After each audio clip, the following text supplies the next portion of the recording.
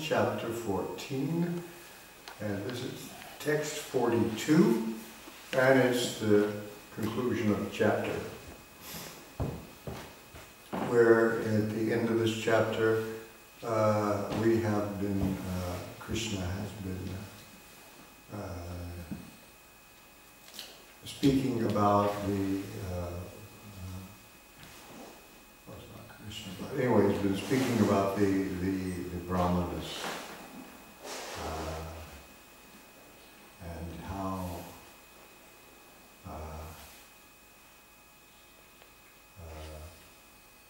it starts out by saying how deity worship was introduced in the temple, and then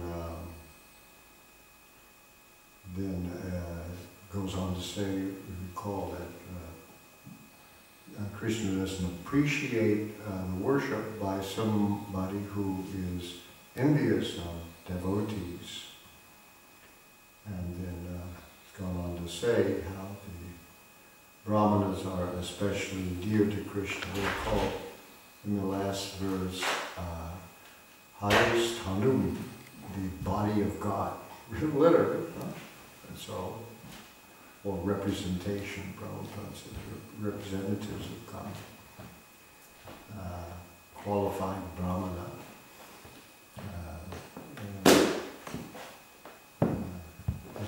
This person. So now, to continue in the same thing, text number 42. Nanu asya brahmana rajan krishnasya jagat atmana punantaha pararajasa trilokim Daivatam Mahat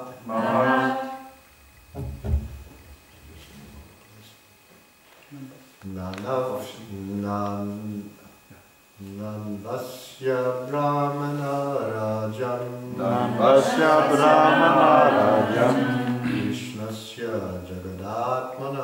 Krishnasya Jagadatmana Punanta Pararajasa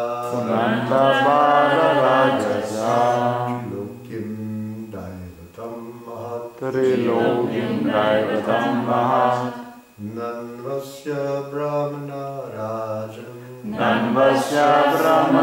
Rajan Krishnasya Jagadatmana Punanta Pararajasa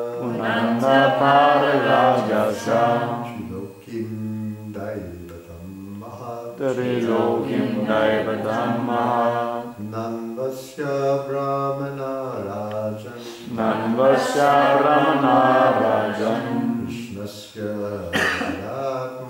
Krishnasya Jagadatmana Punanta Pararajasa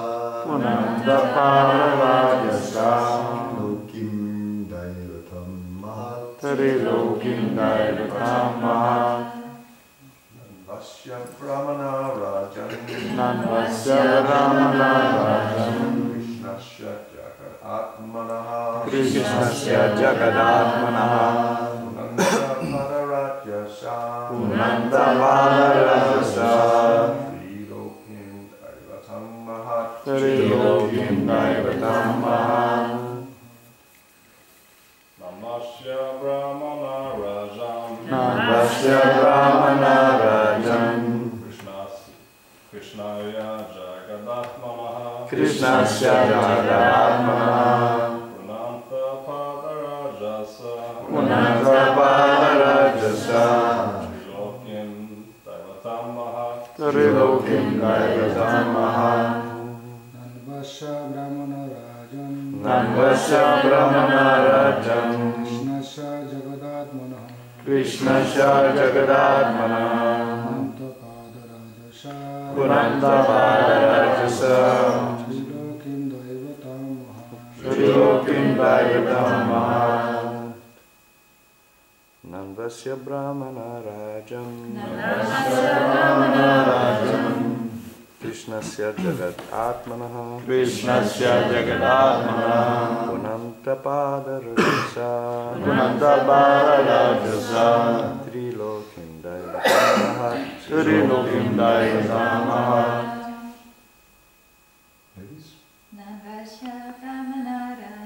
Nandasya Brahmana Rajam Krishnasya Jagatmana Punanta Parajasa Trilokim Daivatamaha. Nandasya Brahmana Rajam Krishnasya Jagatmana Punanta Parajasa Trilokim Daivatamaha.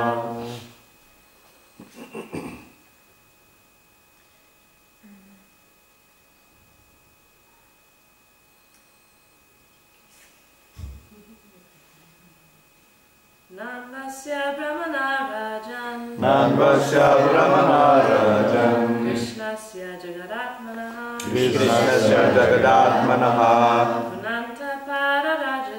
Punanta Parajasa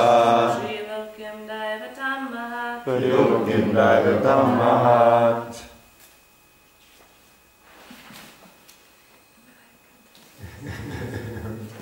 Give it a try or not? Okay. Finished? Okay. Nanu. But. Asya. By him. Brahmana. The qualified brahmanas. Rajan. O king. Krishnasya. By Lord Krishna. The Supreme Personality of Godhead. Jagatmana. Who is the life and soul of the whole creation. Punantaha. Sanctifying. Parajasa. By the dust of their lotus feet. Trilokim. The three worlds. Daivatam. Worshipable. Mahat. Most exalted. In translation, my dear King Yudhishthira, the Brahmanas, especially those engaged in preaching the glories of the Lord throughout the entire world, are recognized and worshipped by the Supreme Personality of Godhead, who is the heart and soul of all creation. The Brahmanas, by their preaching, sanctify the three worlds with the dust of their lotus feet, and thus they are worshipable even for Krishna. Now, Srila Prabhupada's purport. As admitted by Lord Krishna in Bhagavad Gita 18:69, Na chatasman manushyeshu kaschin me priyakritamaha. The Brahmanas preach the cult of Krishna consciousness all around the world. And therefore, although they worship Krishna, the Supreme Personality of Godhead, the Lord also recognizes them as worshipable. The relationship is reciprocal. The Brahmanas want to worship Krishna, and similarly, Krishna wants to worship the Brahmanas. In conclusion, therefore, the Brahmanas and Vaishnavas who are engaged in preaching the glories of the Lord must be worshipped by religionists, philosophers, and people in general. At the Rajasuya Yajna of Maharaj Yudhishthir, many hundreds and thousands of brahmanas were present, yet Krishna was selected to be worshipped first. Therefore, Krishna is always the supreme person, but by his causeless mercy, he recognizes the brahmanas as dearmost to him. And thus in the Bhaktivedanta purports of the 7th canto, 14th chapter of the Srimad Bhagavatam, entitled Ideal Family Life. Nama Om Vishnu Padaya Krishna Prastaya Bhutale Srimati Bhaktivedanta Swaminiti Namani Namaste Saraswate Deve Gauravani Pracharini Nivishesha Shunyavadi Paschatjade Satarane Om Gyana Timarandasya Karanjana Shvakaya Chakshuru Militum Jainam Tasmai Sri Gurave Namaha Manchakalpatrubhyasya Kripasinubhya Pavanebhyo Vaishnavebhyo Namo Namaha. So here we continue with the theme introduced here about the close relationship between the Lord and the Brahmanas. Prabhupada always adds the word qualified Brahmanas here, and then Vaishnavas and Brahmanas are kind of pushed together also in his reading of this text.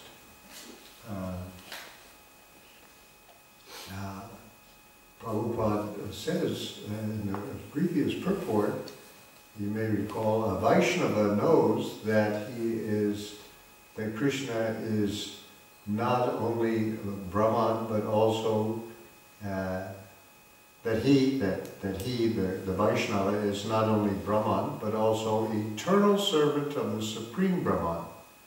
So he says here, a Vaishnava is superior to a Brahmana, because where a Brahmana knows that he is Brahman, a Vaishnava knows even more. So if you're a Vaishnava, then you're also automatically a Brahmana. Of course, Prabhupada does this thing, Bhaktisiddhanta did it, of this second initiation, Brahminical initiation. This was started by Bhaktisiddhanta Saraswati Thakur. Bhaktivinoda Thakur, I understand, when somebody would be initiated by him who was from a Brahmin family, could take off their sacred thread. To show that a Vaishnava was higher than a Brahmana, and so we, the Brahmana, was a material designation and so on, so he would have them remove their sacred threads if they were standard, ordinary Brahmanas. But Bhaktisiddhanta reversed the process, and Prabhupada did this shocking thing by giving Westerners who were not born in Brahmin families, the sacred thread. And, so that was how to show people that, so these are people, Western people. When I was a kid, we used to read in school about how there's this horrible class of people in India called the untouchables. Well, anyone born outside of India is an untouchable. So it's like a really radical thing to do to give people who are not born in Brahmin families initiation into the Brahminical mantras and the sacred thread and all these things like that. And But if you're going to do deity worship and all that kind of stuff, you know, you should have all the proper things that's needed for the rituals and so on. The initiation into Gayatri mantra and all these things. But you know, in the conventional Brahminical, hereditary Brahminical families, you know, so a boy is given this initiation when they're like 13 years old. They have no idea of much of what it means. Anyway, Prabhupada uses this word, qualified Brahmana. It just says a Brahmana in the text. But here, you notice here it says, the text it says just says a Brahmana is worshipped by the Supreme Personality of Godhead. So, but Prabhupada, you notice in his translation, the Brahmanas, especially those engaged in preaching the glories of the Lord throughout the entire world, you don't see it in the text. So sometimes Prabhupada is criticized for that kind of thing.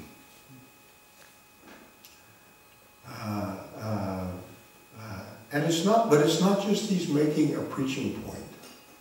Some people say, yeah, Prabhupada is just saying this to encourage the preachers. But first of all, the Lord here is mentioned as Jagadatmanaha, the life and soul of the whole creation.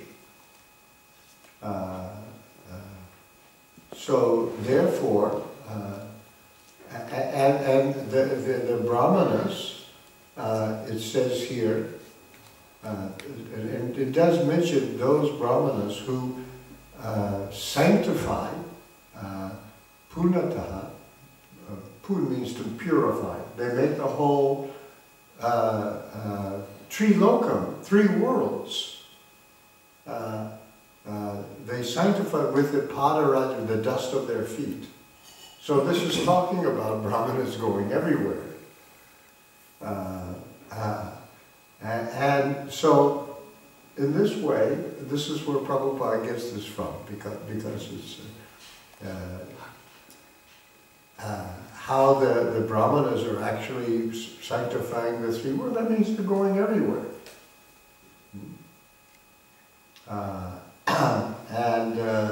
And they go everywhere because the Lord is everywhere. He's the Jagadatma. He's all pervading.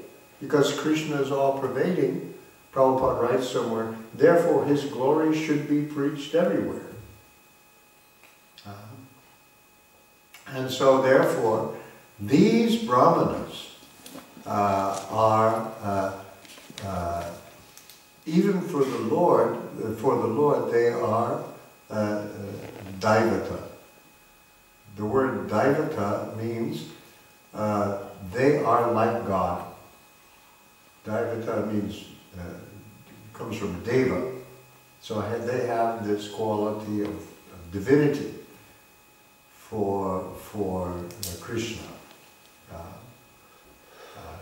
So Prabhupada takes this, it's kind of in there about going everywhere and being everywhere and purifying the whole world. And then Prabhupada in the purport says, as admitted by Lord Krishna in Bhagavad Gita, 1869, Natcha tasman manusheshu kaschin me priyakritamaha. He says the Brahmanas preach the culture of Krishna consciousness all around the world. So if you look up that verse,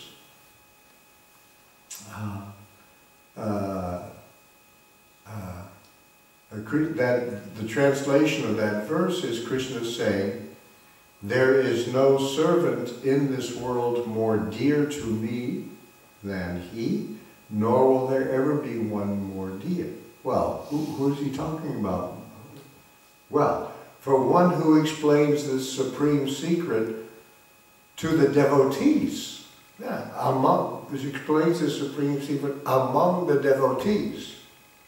Doesn't say here in this, that you explain it to the devotees. That person it says, pure devotional service is guaranteed, and in the end he will come back to me.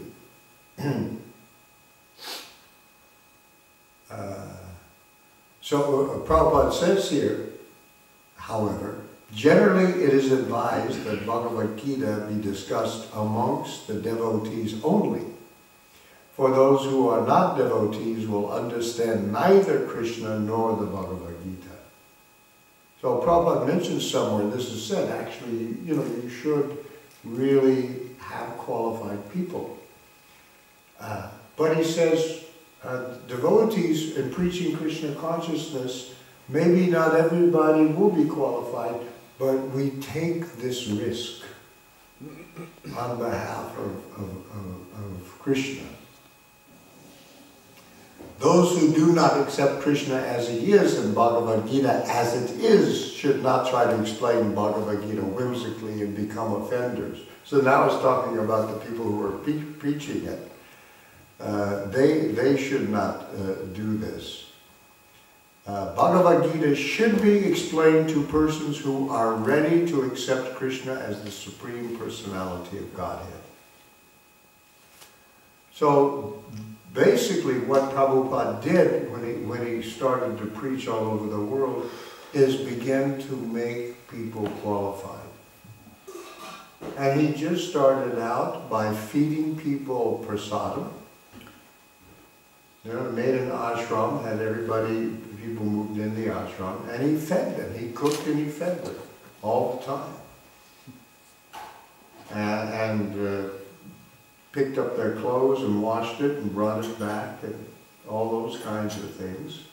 And then gradually told them, what was going on. Introduced the regulative principles, slowly. It was a gradual process like that, but he made the audience. He saw the potential was there and that people were interested, and he broke the news to them about the regulative principles, and came as a shock sometimes like that. So the point is that when Prabhupada is presenting Bhagavad Gita and Srimad Bhagavatam, we are all doing it through under the umbrella of Lord Chaitanya.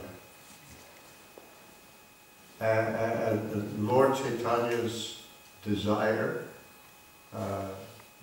deep desire that be Krishna consciousness be spread all over the world. This is in the Chaitanya Charitamrita, where Lord Chaitanya is presented as a gardener who's planted this seed of Krishna bhakti, and the fruit is coming of Krishna prema, and all these trees are bearing fruit.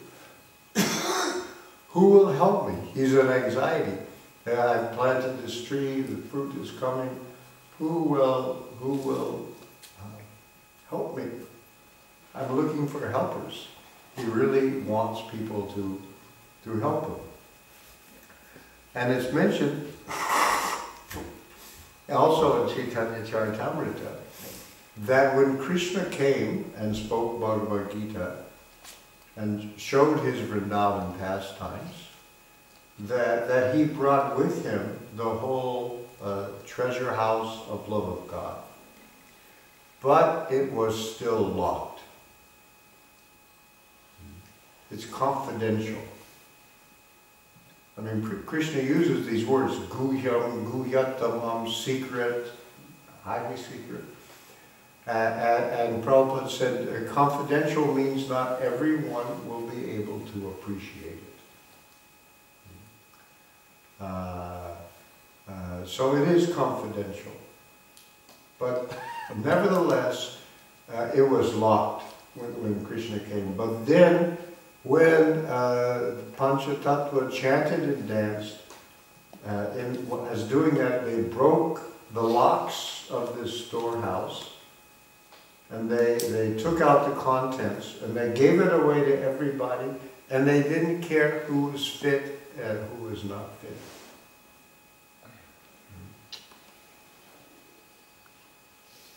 There's a famous American comedian, Groucho Marx.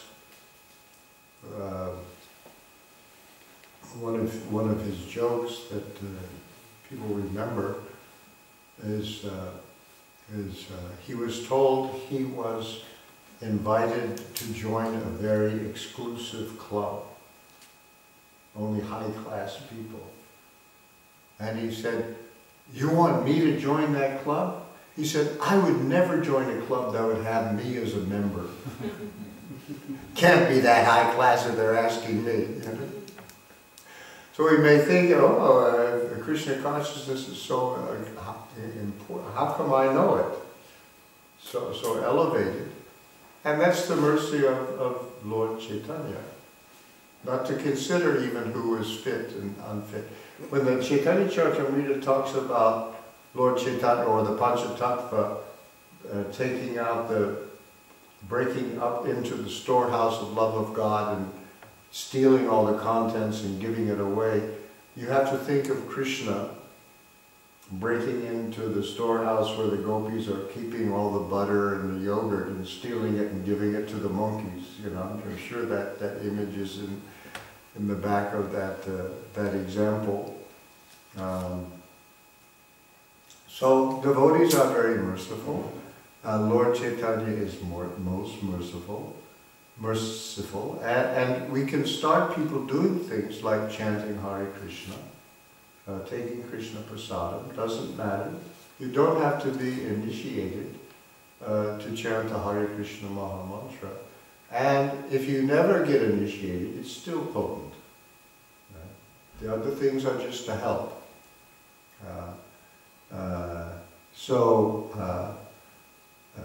This is Srila Prabhupada's mission, and the mission of the devotees here to fulfill this.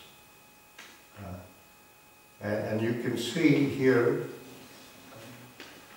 So anyway, when Prabhupada reads Bhagavatam and Bhagavad Gita, we're doing it now through the understanding given to us by Lord Chaitanya and presented by Jiva Goswami and Rupa Goswami and so on, making it public. So in that regard, I don't think Prabhupada can be accused of reading something into the text. Because scholars will say, oh, that's not there, and so on.